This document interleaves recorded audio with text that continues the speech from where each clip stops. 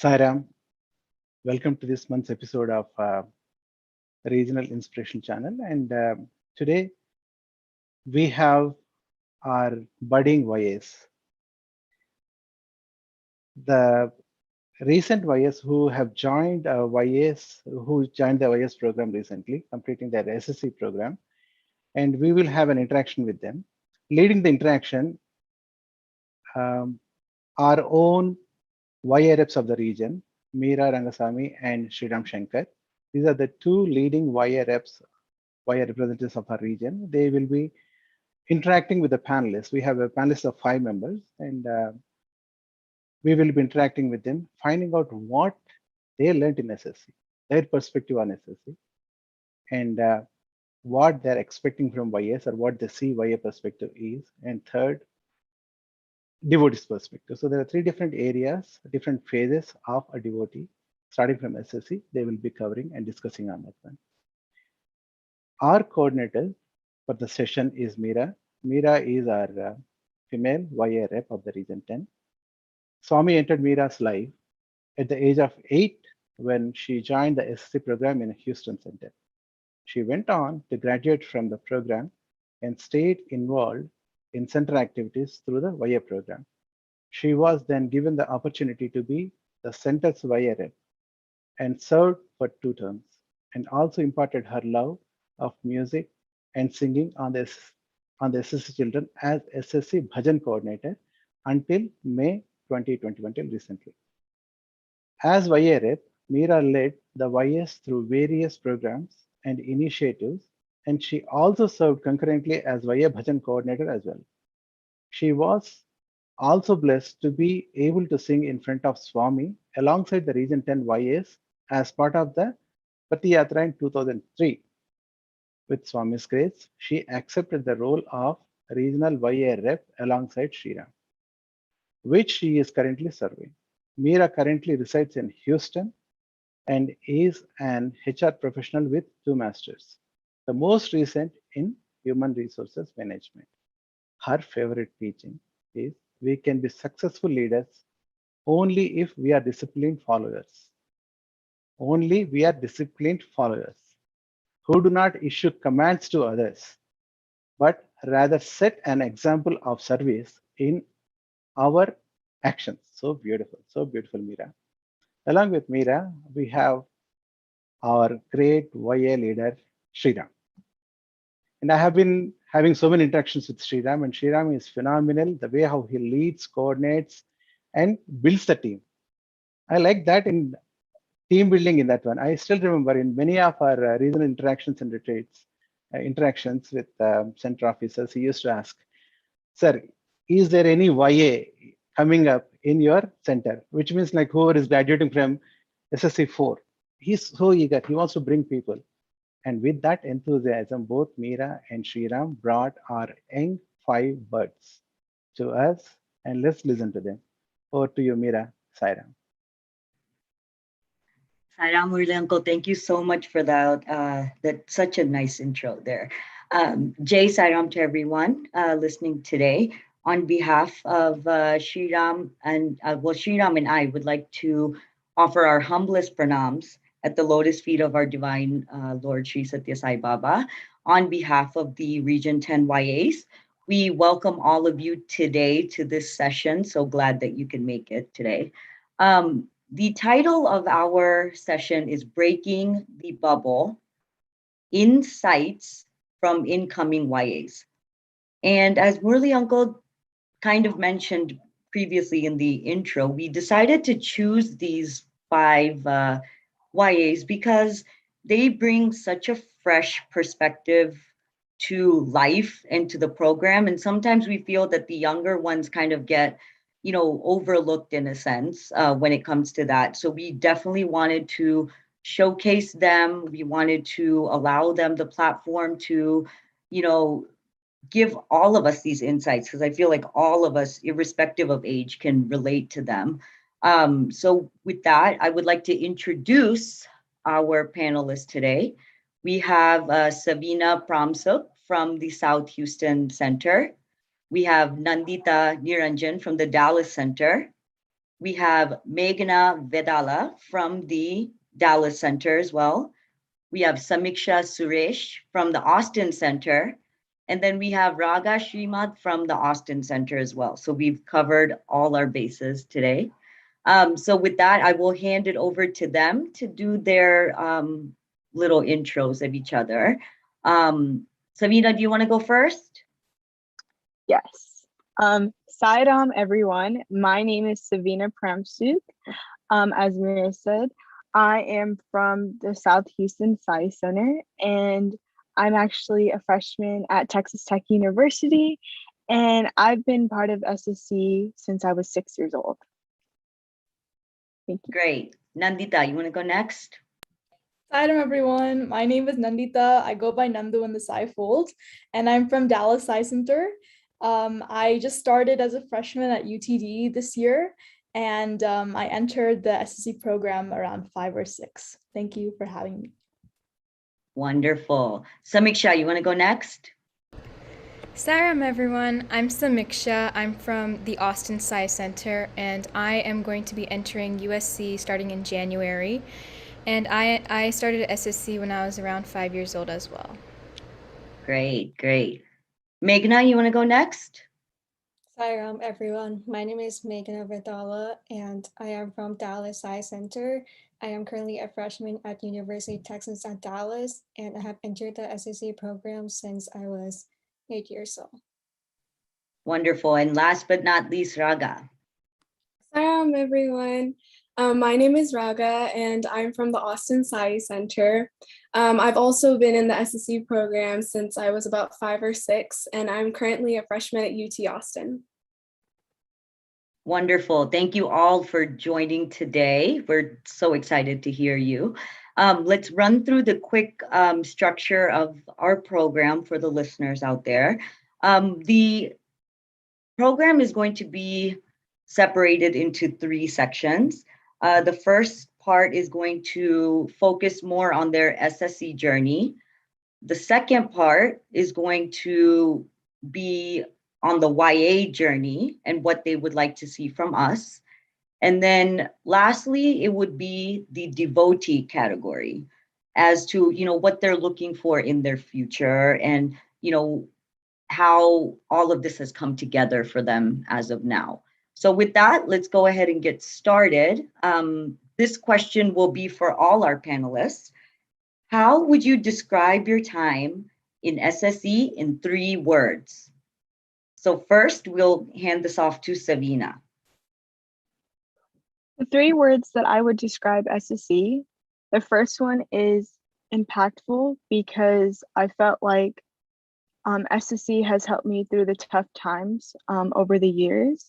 Number 2 is supportive.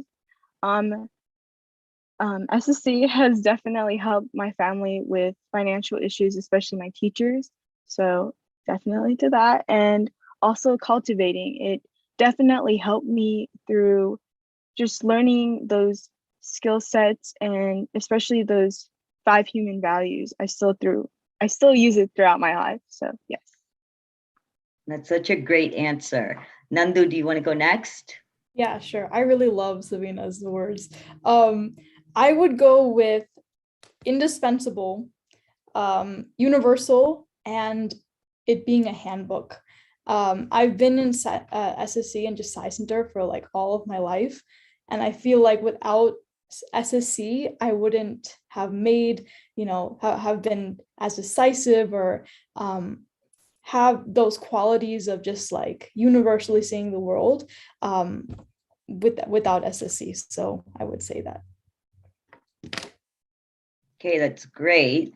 Then our next panelist will be Raaga. My 3 words, first, I'm going to start with confusing. I know that sounds a little negative, but it did start that way for quite a bit. I was very confused as to how I fit into the Sai fold, but don't worry, it gets better. My second word is community, because I think we all know if you're in the Sai fold, you're always going to feel a sense of community and family and belonging. And I absolutely feel that so strongly now in this panel. And my last word is cathartic, because SSC became not only something that I went to every week, but if I didn't go for 1 week, I felt like something was missing in my life. It became something I needed. It was a very cathartic experience. No, that's great. And I think it's totally okay to say confusing, because I think as a young kid, I think it's almost like sensory overload, right? You don't know like what's going on. It's hard to kind of comprehend. You may just go along with things because your parents are telling you to go through things. So in that way, I think it could be confusing. I remember feeling something like that too when I entered SSE. So that's totally okay to say that. Next, we will have Meghna. I agree on that part as well, as it was confusing in the beginning. So my three words would be positive, memorable, and safe. So I feel like the environment was like really safe for us to be able to grow on our spiritual journey. And it was full of like, positive, that everyone was so embracing you as like their family, and they were like really supportive. And I feel like it was memorable because, I got to make some of amazing best friends that I met in SSC, and that allowed me to grow into the person that I am today. No, that's wonderful too. That sense of community becomes really important, right? And then lastly, let's go to Samiksha. All right, so three words that I would describe SSC in are inspirational, stimulative, and frustrating. So first, inspirational, because I had so many wonderful teachers, especially my group 4 teacher, that like really made me reflect deeply within myself and made me want to become a better person every single day. So I just wanted to thank all my teachers for that. And then second, stimulative, because SSC did make me think outside the box and made me involved in so many projects and events that I never thought I would be involved in. So I definitely was engaging for me. And then last but not least, frustrating, because sometimes, when you're applying teachings within your daily life, it doesn't necessarily go as planned. So then you're like, oh, what am I doing this for? So then you just keep on getting frustrated about that. But yeah. No, I think all of those are really great answers, and I think they're very genuine and real. So thank you guys for just being authentic with that. Now the next question is going to go to Savina and Raaga. The question is, among the many viewers today that are current SSC students from around the region, is there any advice or truths about the program that you would like to share? So first, let's have Savina answer the question. So I wanted to talk about the importance of self-love, and I'm going to be sharing my story of how I felt throughout my SSC journey. So over the past 12 years, especially like my first 2-3 years, I was probably in group 1, group 2. I was still trying to figure myself out, and I really felt left out because, from my perspective, I felt like I had to meet like a certain expectation, and really truly that's not how you truly want to feel as a young SSC student, because you want to grow and you want to live that life. But I just felt like the pressure was real, and it just kind of sucks because as I got into group 4 is when I really learned about self-love, and I wish I learned at maybe a little bit younger, just because those insecurities started to build up as I got older. So I kind of wanted to implement more on self-love, especially to group 1, group 2, because they need to learn what the value, and they need to know their worth because they're important. And also I want to tell them it gets better in SSC. And so, yeah, that's just something I really want to enforce in. So, yeah.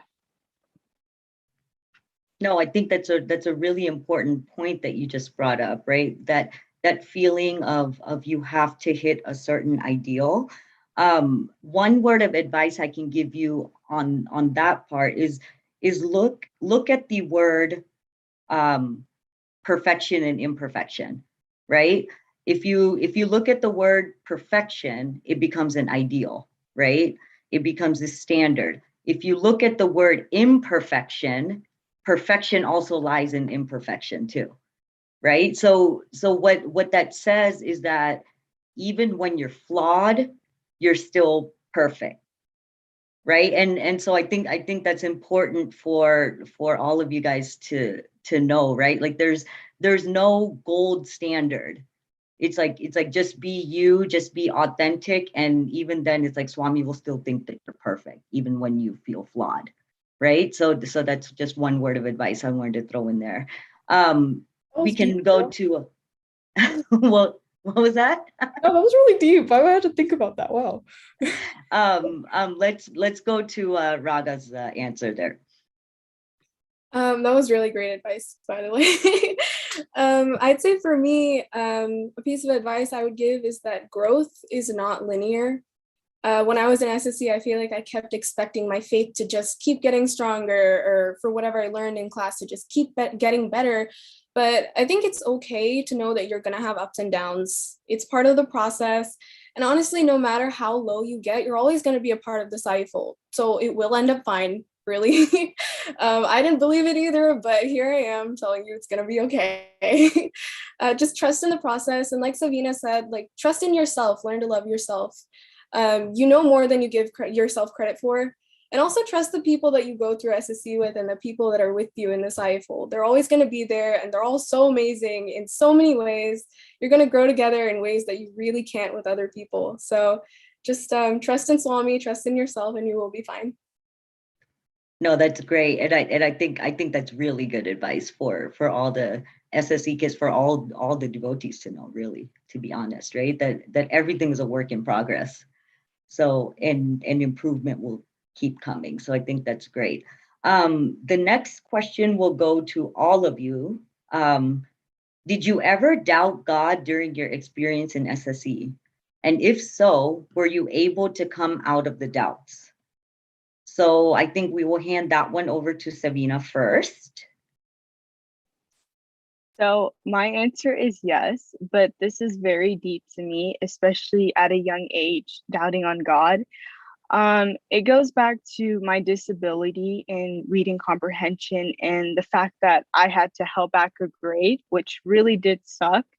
And that's when I was doubting God, because I'm like, am I not smart enough? And why am I not like the other kids? And I'm getting emotional because it's really hard for me. But that's the time when I realized, as I got older, that it wasn't God, it was me, because I didn't believe in myself.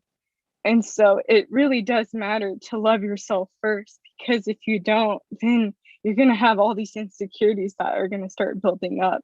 So it wasn't God, it was me who was doubting myself. I didn't see my potential, and I didn't see that I was going to be able to go to college. But look here, I'm in college now. So really and truly, it's the way you think, and that's all that matters.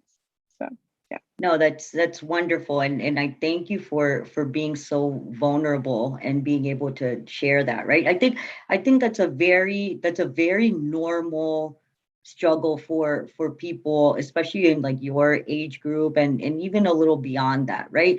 That whole idea of like, will I be good enough? Like, will I, make it? Will I be all right? And I think the answer is like, if you keep centered in yourself and generate that confidence, that's where everything comes from, right? Like your potential is endless if you maintain that confidence. But it's like, it's normal to struggle. So thank you for your answer there. The next one will go to Nandu. Yeah, I definitely doubted God in many times in my life. So as I said before, I've grown up in the Sai-fold, so there's just like a lot of pictures of Swami around my house, just like hi, So I remember just at a young age, I think even like during 5th grade, I at one day just like looked at one of the pictures of Swami and was like, who is this guy? Like I've grown up with this man who was like a celebrity in my eyes, right? Who I am expected to like worship and love. And like, is he God?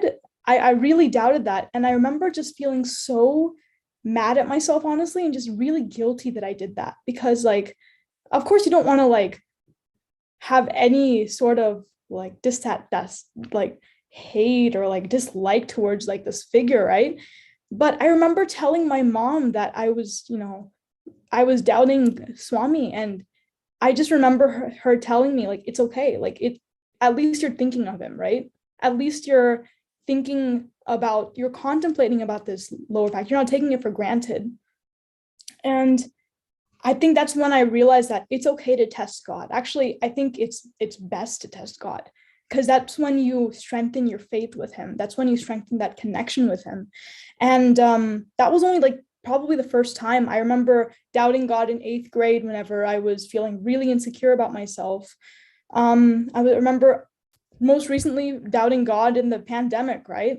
You can't talk to anyone besides yourself, and you're really expected to work out the kinks within yourself. So I think that, yeah, I did doubt God, but I was able to come out of it whenever I realized that, Swami's and everything. And the best thing for me to do is to have that blind trust, because yeah, I've tested him, but I've already tested the waters, and it's time for me to trust him as well. No, I think those are really good points that you made, right? That idea of awareness, I think, is really important. Next, we'll go to Raaga. I would say I definitely doubted God too. And in kind of an interesting way, I never had an issue necessarily believing God when I was a kid. Because like Nanda said, Swami was all over our house. I heard about Swami all the time. Like, it was just kind of a fact of life for me. Like, this is the person we believe in. I never questioned it, and I always associated God with all the people at Sai Center. They were essentially family. But then we moved to India when I was a kid, and that support system kind of didn't exist in our area. So believing in God wasn't what was reflected by the people I was friends with in school, or just the people that I kind of surrounded myself with. So slowly my belief in God went away. I feel like to slowly lose your belief is in a way scarier than having one moment take it away, because you don't realize it, or at least I didn't. So getting it back took a lot of real effort, and I guess it took me wanting to intentionally make a change in the way that I saw my relationship with God. And in the end, it started with me finding that family again, being willing to see that closeness in a new place. And it also took a huge leap of faith for me to give up a lot of the things I thought to be true, especially because this was the first set of beliefs that I made on my own without my parents or without anybody else, really. It was, I guess, notions that I came to on my own. And so it took about 3 years to get to a good starting point, and now I feel more connected than ever. So it was definitely worth it in the end to have that much of a gap, because I built this faith on my own, and I can't attribute it to anyone but me and Swami, So if I do doubt at some point again, it's like I'm doubting myself, and I know that I can get back to full faith again. But yeah. No, that's great, right? It's like that's such a good point to make, that everybody's relationship with Swami, everybody's faith in Swami is going to be unique, right? So just because somebody has a certain relationship with Swami doesn't mean that you're going to have that relationship. And I think that's the beauty of it, right? Like he's something to everybody. So I think that's beautiful. Meghna? So mine was kind of like similar experiences of like Nandu and Raaga.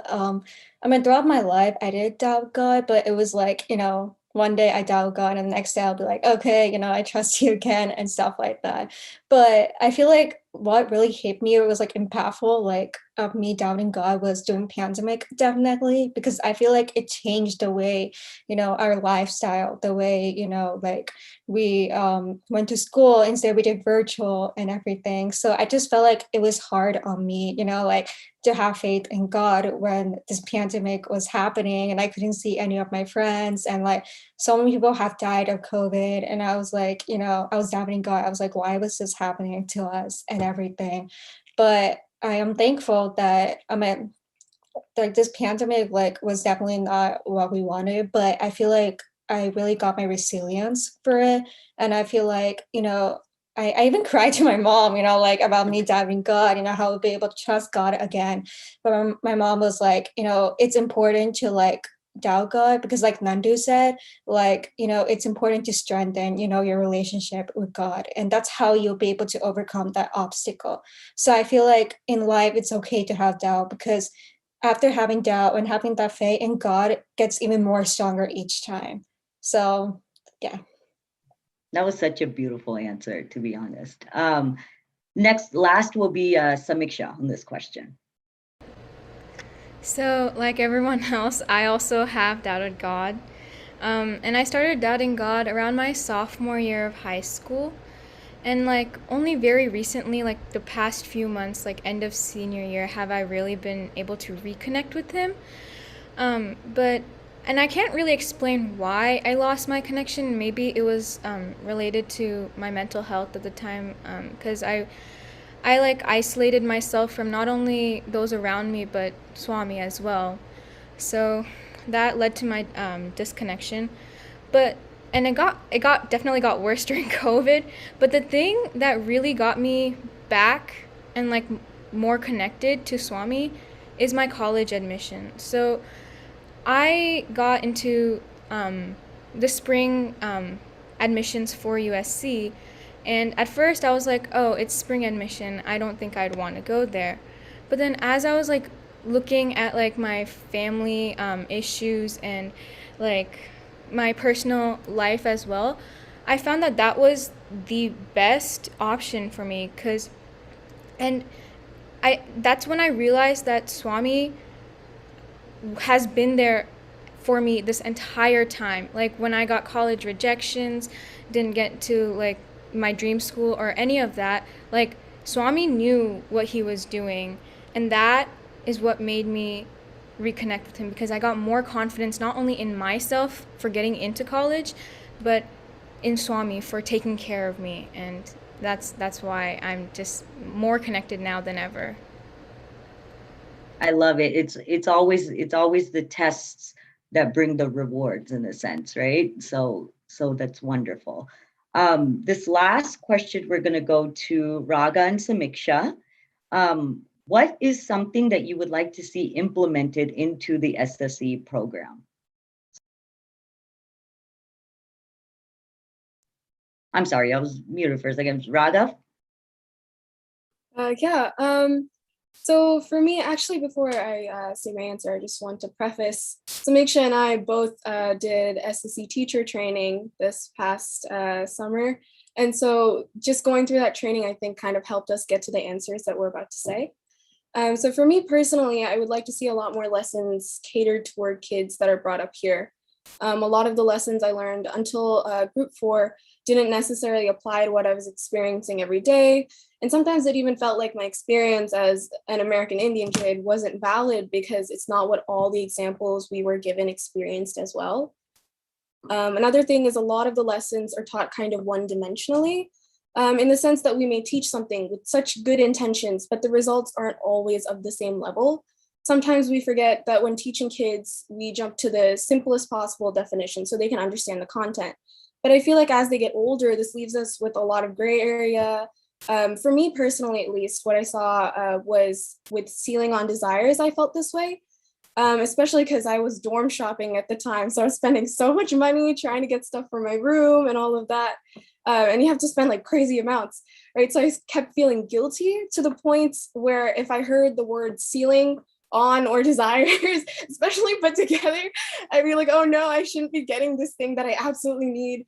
It was kind of crazy. But I think when approaching it in SSE, I wish someone told me don't associate money with guilt, associate it with mindfulness, but not deprivation from something that you actually need. Especially at a group 3 level, I feel like that's an age where there's so much going on. You're going to want to just compress everything into the simplest possible definition yourself. And you feel kind of like no one's willing to understand your perspective. But I feel like if we focused a little more on bringing the other gray area parts of it into the lesson, it would help. And another thing I think is to give us the benefit of the doubt. Just kids our age. I feel like because of our age, we're often told that our experiences aren't necessarily valid, or it's become kind of a running joke to say we're the social media generation and have a short attention span, or we're on our phones during bhajan, which is something I've personally heard, but trust me, if I'm on my phone during bhajan, it's definitely to just look up lyrics. I'm not on Instagram, I swear. But that's definitely what I'd like to see implemented. No, those are such great insights, right? And I think a lot of us can relate to that, especially when it comes to like the mindfulness and the money. I think it's really easy to kind of blur those lines sometimes. So we'll go to Samiksha next. Yeah, so what I would like to see more talked about in SSC and implemented is talking more about mental health. And yeah, we may have touched upon it like once or twice in SSC, but I think that especially as you get into like middle school and high school, that's when students really start to reflect deeply within themselves and build those insecurities, which can lead to rough mental health and mental mindsets as well. So I think that it's important to talk about that and provide that support system for students as well. And then also, I think what should be implemented is like talking about comparing yourself with others. And I specifically what I'm talking about is group 4, like cuz at least for me, when I was in group 4, I would compare myself to like younger YAs as I was growing older, because I'm like, okay, so they're at this stage. If I'm doing this now, will I ever get to that stage? Because it doesn't look like it. So I think that reassurance that like you are at your own pace, you are you yourself, that is very, very important, especially for teenagers. And then that also ties back into self-love, like teaching that it is okay and important to love yourself. And then lastly, I think that one thing that should be talked about as well is how to connect with Swami and find that comfort in him. And going back to the last question, like that assurance that doubting Swami is normal, and that just goes to prove that you have a normal relationship with him. Like we all say, Swami is your friend. Doubting him shows that he is your friend, because you doubt your friends, right? So when you doubt Swami, you are doubting your own friend as well. And so that shows that it is a normal relationship between you and him. No, I think that's like the perfect way to close this section out. There was a lot of great insights in there, so thank all of you guys. Let's move on to our YA portion. The first question is going to go to Nandu and Raaga. What is something that you have seen that older YAs or adults do that inspire you? That's a good question. What is something that I've seen?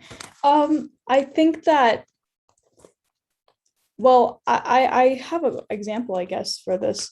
We have a young adult at our center who hasn't been here for like a while, like not like many years, but we all know him just because of how active and how like he puts himself in all of these different programs at center. So I think something that really inspires me is when older YAs, they're very consistent in like the way that they try to help out center. I mean, I started as a college student, and I'm already complaining about all the work that I have to do. But after seeing this young YA just like come in, I bet he has a busy work schedule, but he just comes in and he does his work for Swami. That really inspires me. Just showing me that, this is a priority. And of course, I mean, like school is also a priority, but Swami, your connection with Swami should always be strengthened, right? I think another thing is just passion to learn about Swami's teachings and share that with people. I mean, I went to the in-person YA retreat this weekend, and I was like, I learned so much from these elder YAs all across the region, showing these workshops about how we can implement all of these principles in our lives. And that just their time to do that for us, that really inspired me. And I really hope to be as committed and passionate as those YAs going forward. I think that's such a great answer. It's like that leading by example thing, right? Next, we'll go to Raaga. For me, I think it's amazing how YAs treat everyone like they're just family. Their energy and their commitment always shows. I've never met a YA that's just lukewarm about the program, kind of like, or even about the people at center. All the kids, they're just their little siblings. All of us young Ys are like their little mentees, and every project is like their baby. They put so much time and effort into everything, and there's honestly a lot to learn from them. But I would personally say that their openness and their light is something that every one of us should adopt. It's so easy to be cynical or pessimistic lately, but I think, if you get yourself a YA, you'll always want to be the best version of yourself. Oh, I love that. I love it. So the next question is going to go to Savina and Meghna. Where are you trying to improve yourself right now as a YA, either personally or otherwise? Savina? So personally, I'm trying to build my confidence. Like right now, I'm so nervous to talk, but I'm doing it, and that's all that matters. Getting more involved, and I'm so happy that I'm part of the YA now, because before I was so nervous, and now I'm just kind of like, I think this is for me, and I actually want to change other people's lives. And so just really just getting out of my comfort zone and just getting more involved is something that I want to do. So, yeah. Wonderful. And I share your nervousness too, and I think you're doing great. So how about you, Meghna? Yeah, Sabina, I feel like everyone's is nervous and trying to step out of their comfort zone. I mean, we're all new YAs, and it's gonna happen. I mean, we're all gonna be nervous and we're gonna step out of our comfort zone. And something I wanted to add on was how Raaga said to be best version of ourselves. I feel like that's something I'm trying to work on as a new YA, trying to challenge myself, to take on, service projects, to lead on, and to be able to like give back to the community. And, I just really hope I can meet other new YAs and like meet many new people that can like, give their new perspectives on like, their experiences and stuff, and just to grow, as a person, and to on my spiritual journey as well. Oh, wonderful. And there will be plenty of opportunity to meet new YAs as you guys go through this program here. Our next question is a three-person question. It's going to go to Meghana, Nandu, and Samiksha. How do you stay steadfast in your beliefs while interacting with people that hold different beliefs? So first person, let's have Meghana answer this one again. So basically, I have a lot of friends that are not like religious or do not like even like have faith in God or anything. So I found them getting really hard for me to like cultivate my own faith in God when I saw them. But one thing I have learned recently was how important it is that everyone is in their own pace, on their spiritual journey. So that everyone's like in different pace. You can't really compare your own spiritual journey with other people. So I feel like when I look at my friends, I feel like they're going to begin their spiritual journey. They're going to learn so much more and like in different ways. I, started my spiritual journey pretty early when I, started going to SSC. And I feel like I was able to cultivate my faith when, they started asking questions, like, oh, the reasons, like, why does, God do this and everything. And I felt like it really taught me, the importance, of the reasons why, we have faith in God, the reasons why we do bhajans or like meditation or, things like that. No, I love that answer. Nandu, you want to go next? Yes, and I also really love Meghna's answer. Just saying how like, we're all at our own pace. It's called a spiritual journey for a reason, like I think that's wonderful. So I'm actually going through this because two of my closest friends are in very different, I guess, spiritual and religious perspectives than me. One of my close friends is Christian, and my other close friend doesn't really view religion as a concept, but more she takes spirituality as her kind of her practice. So I guess for me, whenever I'm talking with them in conversation, it's kind of easy for me to look at my own beliefs and be like, hey, am I this is right? Like I guess it aligns in some ways with them, but sometimes I get a little bit confused, and I think that's normal.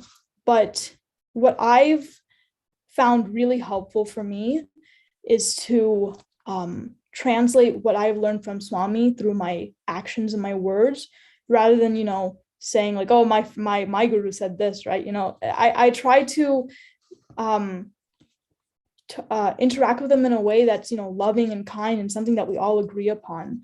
And that's also really staying steadfast. That's really helped. I've really consolidated that during the pandemic as well, having some time with myself and trying to figure out, what do I believe? What can I improve in my interactions with people?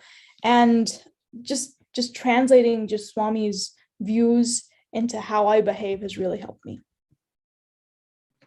Oh, that's wonderful. And then last we'll go to Samiksha. Yeah, so something that I try to remind myself of and keep in mind is that I'm only in this world not for anyone else, but for Swami and myself. So with that in mind, I ask, oh, will Swami approve of this? Like the way that I'm behaving, or if I conform to that. So, and then I also ask myself, will I feel guilty? Because most of the time when I do something that conforms to unjust beliefs or anything, I feel guilty. I feel ashamed in myself. So I ask those two questions to myself, which does definitely keep me in track for and it isn't easy, obviously, but for the most part it does keep me in check and keeps me steadfast in my beliefs. Yeah, I think sometimes in theory, it's easy to say that, oh, just be aware or just keep, Swami in the forefront and all of that. And I think we all do that on a regular basis because it's been churned in our heads, right? But sometimes when you come to these real life situations, it's not as easy to, kind of flip the switch and say, okay, let me go into this mode really quickly, right? So it's completely normal to feel like, sometimes it's a struggle, but as long as you're, aware yourself, I think it'll all be fine anyways. So our last question here is going to go to all of the panelists. And the way I'm going to word this is think of it in first person, right? What can I do for the YA program? And what can YAs do for me? Okay, so kind of think of that in the first person. And let's go to Savina on this question first. What I can do for YA is just really sharing my story and how I felt and being vulnerable. And it's okay to be who you are. That's something that I stand by, because don't be afraid to be who you are. And I want to help those younger SSC students and make them realize that it's okay to fail. It's okay to make mistakes, because at the end of the day, you're going to reach your goal. And it's all about that positive mindset. So I want to bring that positive energy. And what the YAs can do for me, that's something I'm still questioning and learning, because I actually don't know. There's a lot of things that the YA does for us anyways, but that's a question I really don't know how to answer that one. But yes. No, that's totally okay if you don't know how to answer. I think you'll probably figure that out as you go through, right, and experience things. Nandu. So just coming out of the SSC program, right, that's been a really structured way to connect with Sai Center, and going into being a YA and a college student where I can have a lot more freedom. I think that it's up to us to decide how connected and strong we want our connection to be with Center, right? So I think what I can do for the YA program is to just be a common thread. Coming from SSC, I want to be as active as I can into the service events and in the musical programs. I feel like if I stay that way, my strength's going to be my faith's going to be strengthened, and I would just love to be as active, as committed as I can. What can YAs do for me? I don't know. I feel like, going into being a young adult, there's this concept of adulting that's really interesting to me. So I would love if someone could just tell me how to live my life, just I really think that just practical workshops or other kind of resources that YAs could give us. I'm a pre-med student right now, pre-med help, financial literacy. I had to ask my dad something about credits today. I don't know what that is. just how to change a tire, like those kind of practical stuff that I think we're kind of expected to know at some in a way, like right now, you know, as soon as we become an adult, it feels like it's an on switch of like, oh, okay, now you know all this stuff. But it's like, no, I'm still as confused as I was. So something along the lines of just a lot of practical workshops and just help, just general help. Yeah. No, I think that's great, right? Because you know, a lot of you know, school education doesn't really teach a lot of those things, right? Like how to manage your money or how to balance a checkbook, if people even have checkbooks these days still, right? So it's like, you know, even just those like practical things I feel like are missing from the regular, like the regular education system. So it's a good suggestion for us to kind of implement those here. Let's go to Raaga next. Sure. Yeah. First, Nandu, I'm so with you on the financial literacy thing. Let me tell you, if it involves numbers, I'm not doing it. I need help. But I think personally, I'd love to do a lot more outreach towards the SSE program as a YA. I feel like talking to someone who's been through it, especially being raised here, is so valuable in keeping us a part of the program. I know when I was in SSE, I always wish the YAs would talk to us occasionally. First, because you guys are so cool, but also because I wanted some sort of proof. Like, I guess, hey, it's gonna get better, it'll be fine. And what YAs can do for me, more of this. This is amazing, to have open, honest conversations about how we've all grown in the program. I think all of our experiences, no matter what, are so valuable, and I'd love to see more of the young YAs speak out. Oh, wonderful. And you guys are the trailblazers for that right now, right? Let's go to Meghana. I just feel like all of you guys just answer like what I can do for YA, but just adding on what Savina said, like it's important, you know. I feel like it's important to reach out, you know, younger, you know, kids who are going to SAC, because I feel like right now they're like, why am I going to SAC? I just hope to show them that we're the example, you know, like of us utilizing our live application and like other stuff that we use throughout our life that have helped us, you know, bounce back, you know, from like, you know, failures we may have experienced. And I want to like show them that it is okay to focus on yourself, to take care of yourself. Like it is okay if like if you want to hang out with you don't feel like hanging out with your friends, it's okay to tell them that you don't want to hang out and you just want to like focus on yourself, because I feel like mental health is super important. That I feel like everyone these days are like afraid to like focus on their mental health because they think it's more important to be selfless, to, you know, be there for others. But you should really take care of yourself so that you can take care of other people. And that is something I believe in, that maybe we should share it to, you know, younger kids. And that's something I feel like I can do for the YA program. And what YAs can do for me, I think for now, is to guide us, you know, on this like, you know, transition, you know, from being a student to YA. So I feel like having some guidance will help us a lot.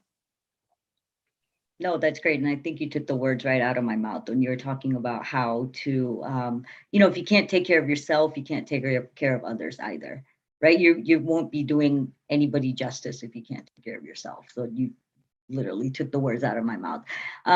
Lastly, let's go to Samiksha on this question.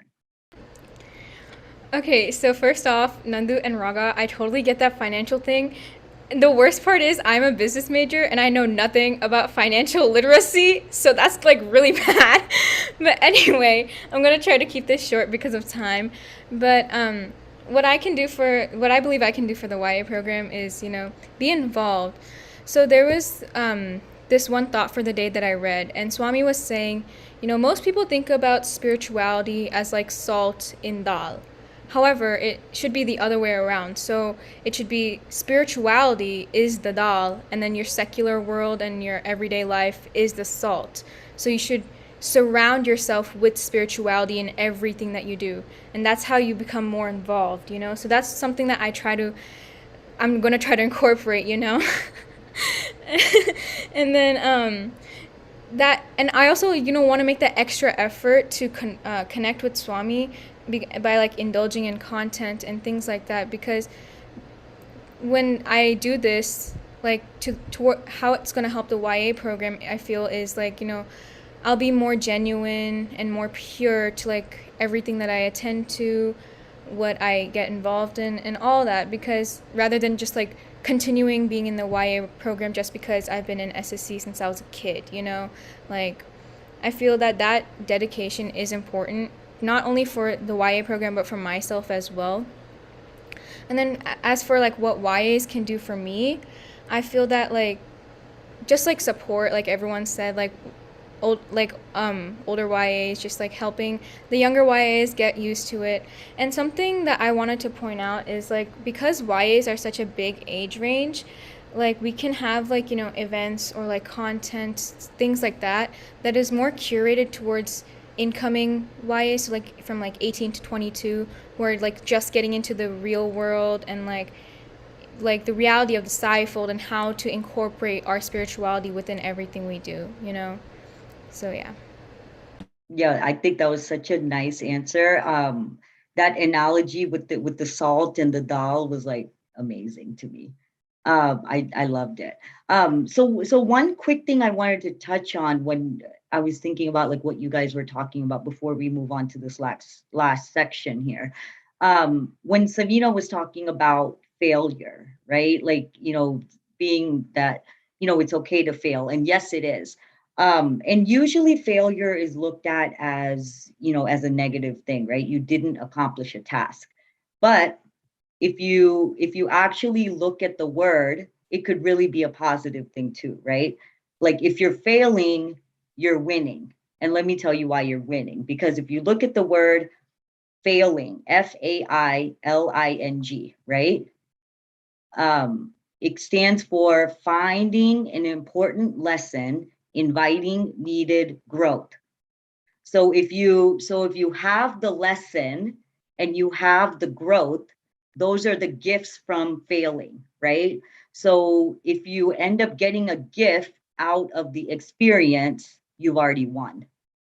So it's like failing is still winning, right? So it's like I want you guys to kind of ponder on that part too. So now let's go on to our last section, the devotee part. This will go to all of you. Do you consider yourself a devotee right now? And let's go to Savina first.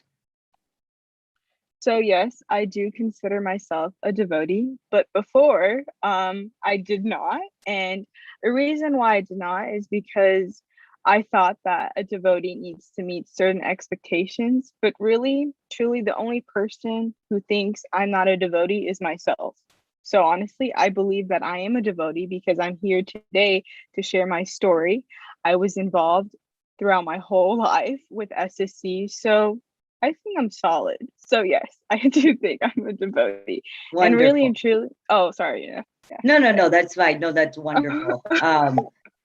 Let's go to Nandu on this question then next.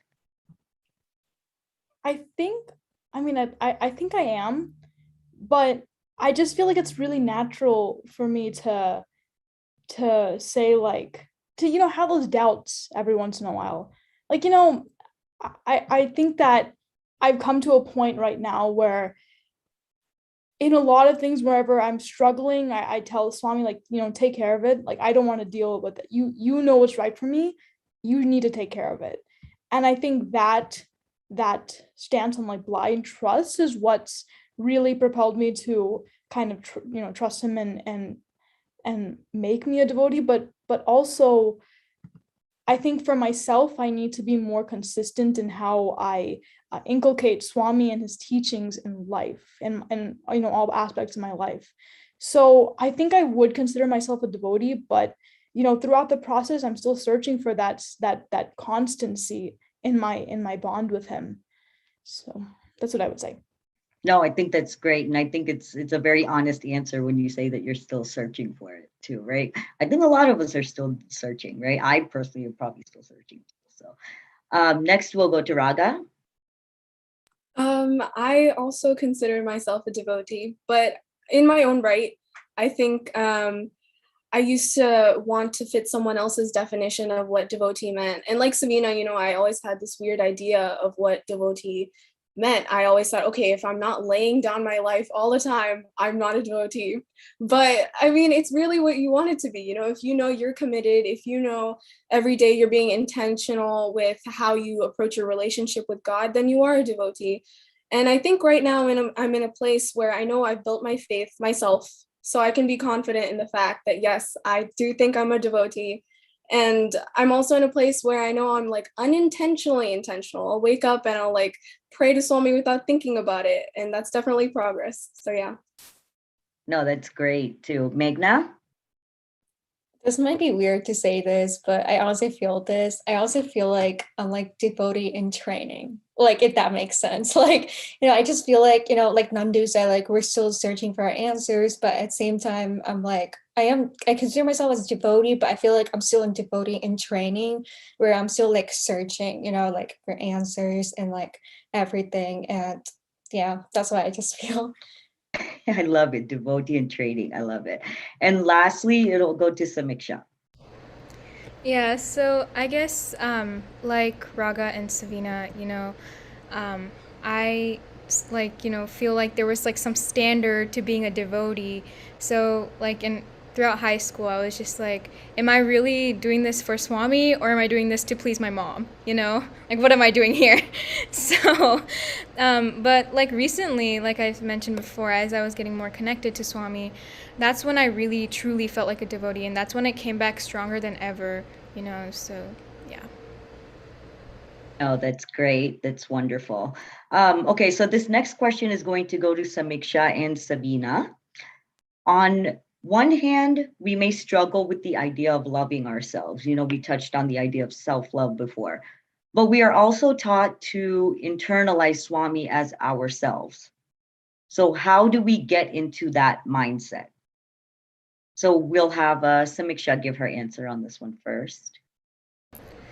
Yeah, so I think, like, this is obviously a very deep question, but I think that one of the main key points here is, like, fake it till you make it, Like, keep repeating to yourself that you are God.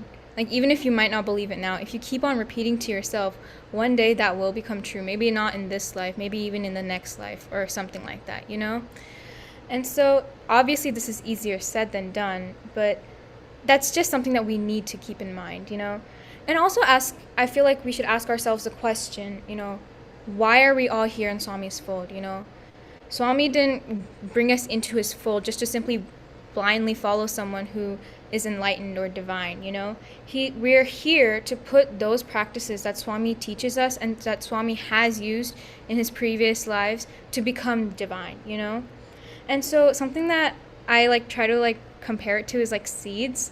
So like when you plant like a peach tree seed, like you can't see the tree yet, right? So only when you like nurture it with like water, food, sun, and all that will you start seeing the tree grow.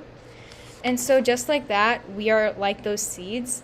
So like we all have Swami within us, we just can't see it yet. So with those practices and like those teachings and all that we incorporate within our daily lives, slowly we'll be able to see Swami within ourselves. And also shout out to Kung Fu Panda for like giving me that analogy. Like that was like something that I just came up with for that. So that this is like basically what I try to remind myself with when I'm trying to like internalize myself with Swami, and it's definitely a work in progress. Like I'm nowhere even close to like seeing myself fully as Swami, but I'm like proud of myself for like how far I've gotten so far with this.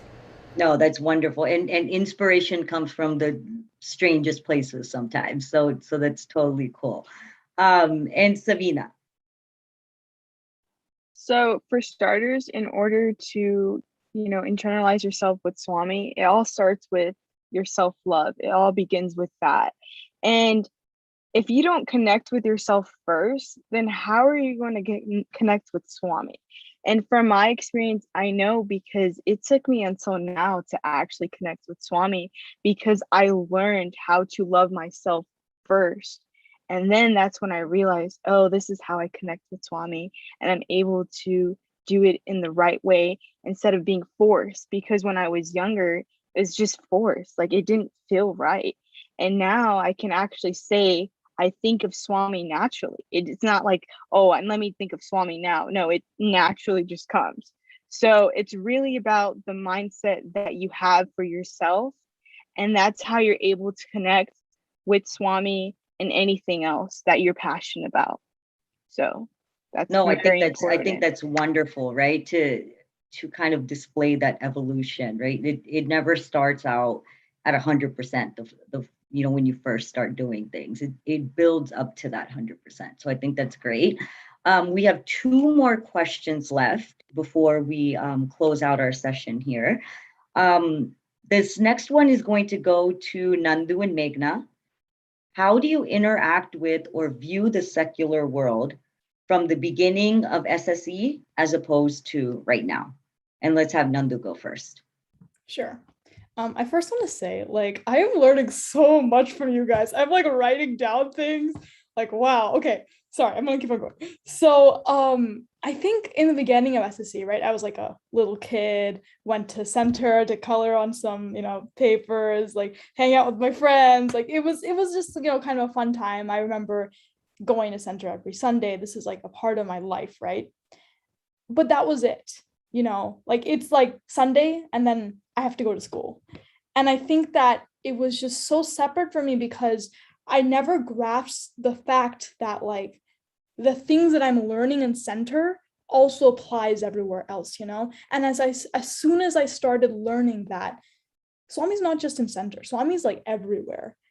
That means his teachings go everywhere. That means my behavior, that means the things that I learn from him and what I have to, reflect on myself, that goes everywhere. As soon as I started learning that, that's when I began to bridge the gap, I think that right now, I can't imagine my spiritual aspect, if you will, as not conjoined with my worldly one.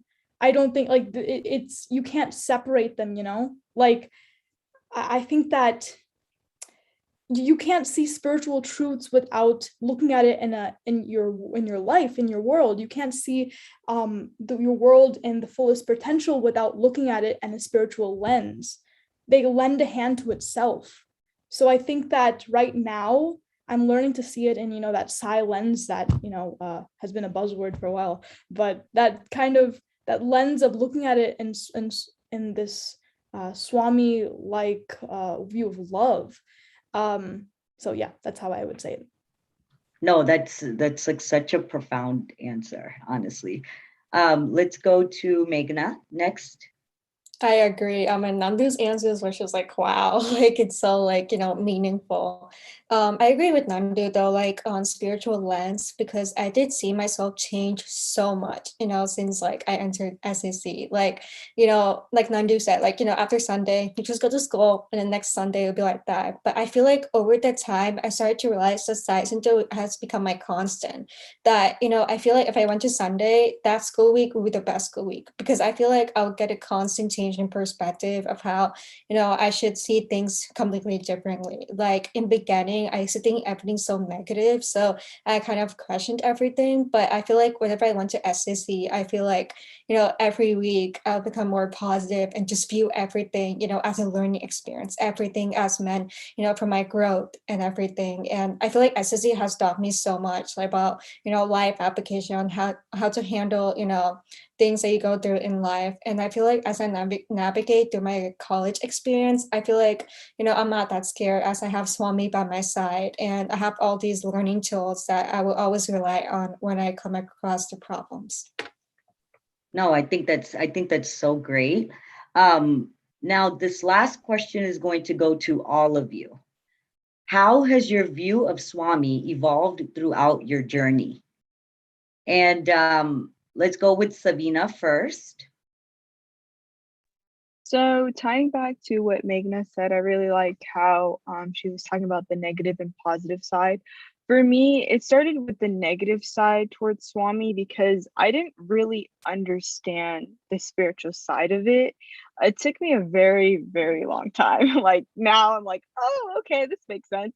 But yeah, it just took me over time. And as I started connecting with Swami, my mindset has changed a lot, and the way I think and the way I feel. I'm a lot happier than I was before because I was just going through so much in life, and I just didn't understand why it was happening to me. But then I realized everyone is also facing things too. So it's just not me. So that's how my journey with Swami. It just took me time, step by step.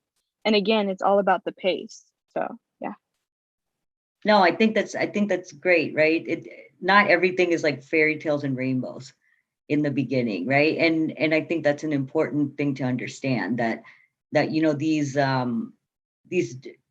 these detours and these rough patches, it's like it all makes you like who you are in the end. So it's wonderful to hear that. Nandu. Yeah, I loved what Savina said. I think for me that I mentioned before, but Swami's just been in picture form. Like I've seen him like throughout my life, right? So I think it's just it evolved from this man, this person in a orange gown, this like amazing afro, right? Like that perspective into more of a formless way of looking at it. Like I think that SSC has just really like cultivated this feeling of that Swami is not just his form. It's just these different roles. He can be you, he can be me, he can be my mom, dad, sister, my dog. He can be also present in the decisions you make. He can be like he can be your triumphs and your tragedies. That's all part of Swami's blessing. It's all part of Swami's leelas, or his impact in your life. So I've heard of this concept of like form to formless, right? And was something that whenever I learned about it, I was like, I really want to learn about this, like how can I make this, how can I send this form, right? And it's a learning process, and I'm not there like at all, but Swami has become more of like a spirit to me, like someone or something that I can just be like, okay, yeah, Swami, you got this, you're here, I'll be fine, right? I don't have to consult this picture form. It's within me. He's within me, he's without me. No, I loved it. Loved the answer. Raaga. Yeah, so for me, I think my view of Swami in the beginning was unattainable. I feel like we've heard so many stories in SSC, at least growing up, about all these people that sacrifice something for Swami, or Swami would be telling them these things and being involved in their lives. And, when you don't have that, you kind of think, okay, I'm never going to get there. Or at least for me, I was like, you know what, like I have time. Like when I'm 50 or 60, I'll get there. We'll see. So I used to walk around kind of feeling guilty. I was like, I don't really know if I believe you guys. I thought I'd get caught.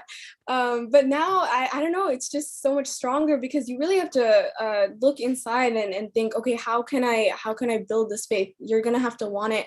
And honestly, even if you don't want it, like you may think, okay, I'm done with this forever, but Swami's going to pull you back in if he wants you to be in the Sai fold. There's really no getting out of it then. And, it manifests in your life in so many amazing different ways. And I think right now, just looking at where we're going, just our program, seeing all of you guys talk about your experiences, I feel Swami in every single one of you, every single experience. It's just pure happiness to me. No, I think that's wonderful and so true about, even if you want to step away, he wants you to come back. He's just going to reel you back in regardless, right? Now, Meghna? Like, it was funny because in beginning, when my parents enrolled me and my sister in the Sai Center organization, we had no clue who Swami was and everything. And so it's just kind of crazy how Swami was like a stranger to me in beginning, and then he became a god that I prayed to. And then he went on to be like, my friend that I would talk to and everything. And then he became my best friend, and then he became my family, who, I can just talk to him like, in my alone time, and, ask him questions. And, I just feel like he'll just guide me, do these stuff. And, I just feel like, I just feel so safe, like in his, when I talk to him, I just feel so safe and so secure in my faith. And it's just like, this warm feeling that you feel of like, positive vibration. So that's who I see Swami as. Oh, that's so great. And lastly, let's go to Samiksha. Okay, I just want to say all of your answers are so beautiful. I love them all. um, so basically, like most young children, I got into SSC because my mom, she was a devotee. So back then I viewed Swami as like someone I would pray to, a God I would pray to, and like he would help me like if he could, because he has so many people that he needs to attend to. So I didn't think he had the time for me or anything. And then when I got into middle school, that's when I really started to believe, Swami was there to protect me, Like that's when I actually truly started recognizing who Swami, or like what Swami's trying to like teach, and like, what we're trying to learn from him. And then high school came, and that's when, like, even though I was more involved in the Sai fold, like, than I've ever been, that's also the most disconnected I felt. So, when I was in high school, I would be thinking, okay, like, even though Swami is there, like, it's not like he's gonna come and help me, like, that, like, this is the real world, like, I'm the only one who can help myself from my hard work only, like, there's nothing else that can help me. And, like, that, now, when I see, like, how I was thinking back then, I agree that, like, my hard work is, like, what I do, and, like, Swami is there, but like, however, like, Swami is there, like that part where that Swami wasn't there, like that is completely untrue. So like now I realize that like Swami's there in everything that I do. He's like there to speak through me, he's there to protect me, guide me, everything. And like something that I've like also found is like even without that hard work per se, Swami is there. Like he's always there. He's omnipresent, right? So like he's always loving me, and that love from Swami has also taught me how to love myself, So I just wanted to end it with that. No, that's such a nice ending, right? And so before I hand it off to Shriram, this closes the discussion portion. But before I hand it off to Shriram to officially close us out, I want to thank all of you for coming on this platform and sharing all your experiences and insights. Personally, I wish that I was thinking like you guys at your age. I was nowhere near this. So to me, what this shows is it shows the evolution of the SSE program, and it shows the beauty of the SSE program, right? That year after year after year, they're like producing like beautiful like roses and flowers like you guys, right? And I think we're fortunate as YAs to be able to like bring you into our garden and just watch you bloom even more. So I'm just like ecstatic, and I'm like so proud of all of you. So with that, I think we will close the discussion part. I will hand it off to Shriram now to close us out. Guys, I don't know what to say. I am stumped, and that's not normal for me. Trust me. I am blown away. Before we began this session, I just quietly looked at Bhagwan and said, let these guys be the best version of themselves. And I tell you, I don't know what to summarize. Every word is nectar, pure nectar, just nuggets of wisdom just flowing through these guys. I don't know, they're like 18, 19, just hitting it out of the park. Every question, every word that's being uttered. What do I summarize? I cannot summarize such just sublime stuff. I'm actually quite emotional, because just beautiful guys. I mean, just unbelievable. And Meera, if Samiksha comes up with some analogy, then you come up with failure analogy and just hit it out of the park. If she comes up with a seed, then you come up with something else. It's like back and forth. Each one of you is like, oh wow, this is a true all-star team, man. What unbelievable messages that has oozed out of each one of you. I don't even want to summarize it, because to try to even summarize it would be an effort in vain. And therefore, I just want to truly thank each and every one of you. Just mind-blowing. Just go ahead and watch this recording, and whew, that's the kind of session we have had today. Almost like I just want to leave, leave all of us, like the SSC folks, the YAs, the elder YAs, and all the parents, almost with the words of Khalil Gibran, which came to me, because these guys are our children. And, the way they have gone about internalizing and making Swami their own and their journey. Sometimes we feel that they're lost, but they're not lost at all. They're truly searching.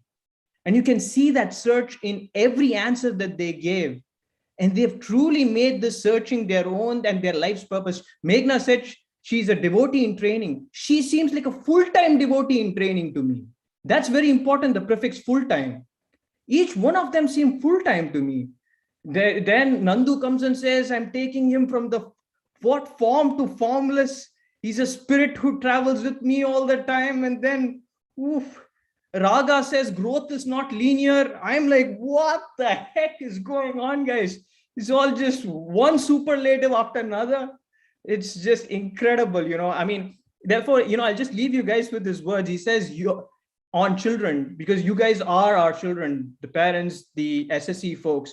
Just looking at you guys, I'm just filled with so much, pride and joy. And Swami, I think I will be like, jumping with joy. I'm sure he is talking through you.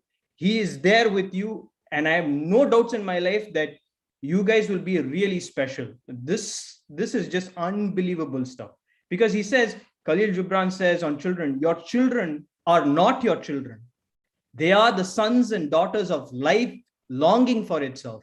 And that's what they truly are. They come through you, but not from you. And though they are with you, yet they belong not to you. You may give them your love, but not your thoughts, which is very true, which we need to do, be mindful of. Give them your love, but not your thoughts, for they have their own thoughts. You may house their bodies, but not their souls. For their souls dwell in the house of tomorrow, which you cannot visit, not even in your dreams. You may strive to be like them. We strive to be like them, but seek not to make them like you. For life goes not backward, nor tarries with yesterday. And then he goes on to say, you are the bows. When he says you, he says us, the parents or elders or mentors. You are the bows from which your children as living arrows are sent forth.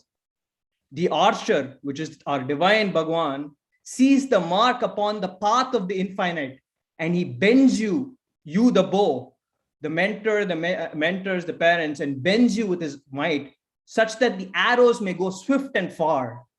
Let your bending in the archer's hand be for gladness. For even as he loves the arrow that flies, so he also loves the bow that is stable.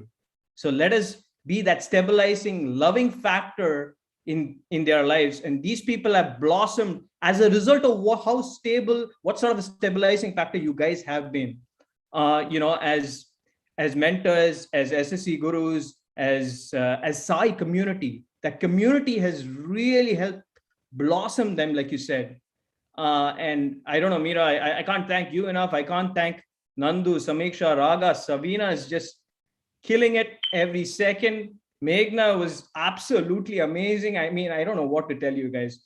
Murliana, thank you so much for giving us the opportunity. I tell you, we're so eternally grateful. I'm blessed to have listened to this. I have nothing else to say, and nothing but being blessed. And so I'll just end it with Om and three Shantis, because I'm a little too excited and proud, and I'm lost for words. So with that, guys, I'll just end it with Om and three Shantis. Sai Ram, everyone. Om